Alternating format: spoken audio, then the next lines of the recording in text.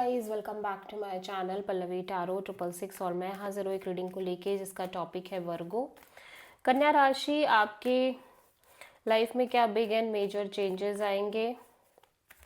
8 to 14 of March के लिए general reading रहेगी। सारे मैसेजेस रेजोनेट नहीं होंगे, जो भी रेजोनेट करे उन्हें आप रख लीजिए, जो नहीं करा उन्हें सिंपली छोड़ना है। अगर आप पर्सनल सेशन लेना चाह रहे हैं तो मुझे कॉन्टैक्ट कर सकते हैं, नंबर से सारी डिटेल्स मिल जाएगी।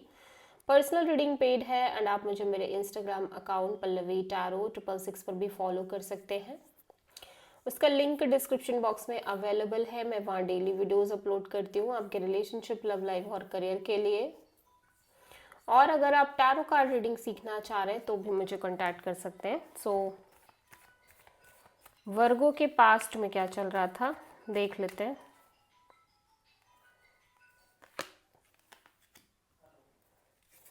टू ऑफ पेंटिकल्स,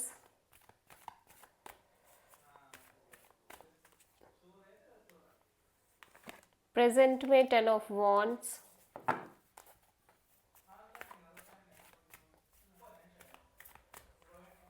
8 to 14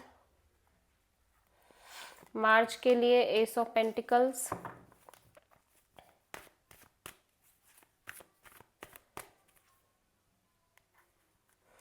सबसे बड़ी चैलेंज क्या है 8 to 14 मार्च के लिए? जजमेंट, यूनिवर्स की तरफ से क्या एडवाइस है लियो के लिए? Page of wands, hidden factor में क्या आ रहा है लियो आपके लिए?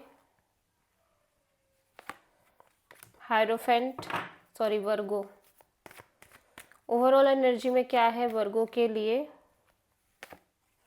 Ace of swords, and final outcome क्या है वर्गो?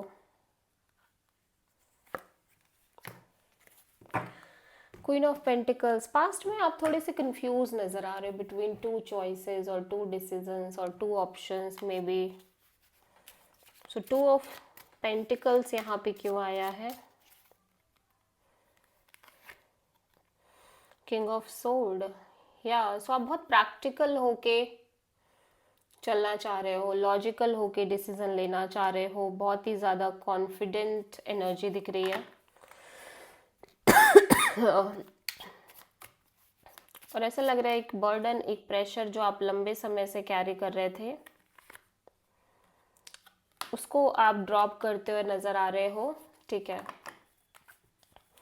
जो कि रिलेटेड है आपके काइंड ऑफ स्ट्रगल से रिलेटेड है। ऑब्स्टेकल्स, चैलेंजेस जो लंबे समय से आ रहे थे उसकी वजह से जो बर्डन आ रहा है उसको आप धीरे धीरे रिलीज कर रहे हो और फ्यूचर में एक नई शुरुआत, न्यू बिगिनिंग, न्यू अपॉर्चुनिटी दिख रही है। चाहे वो अपॉर्चुनिटी, चाहे वो न्यू शुरुआत होने में कितना भी टाइम लगे, कितना भी चैलेंजिंग फील हो, बट एट द एंड ये नई शुरुआत होती हुई दिख रही है। तो आप किसी लियो से डील कर रहे हो। सबसे बड़ी चैलेंज में जजमेंट क्यों है? Judgement, my God. तो ऐसा लग रहा है कोई सिचुएशन को बार बार रिपीट करना, बार बार सेम या तो पर्सन को चांस देना या अपने आप को सेम चीज़ों के लिए चांस देना, again and again same pattern में रहना डिफ़िकल्ट है आपके लिए।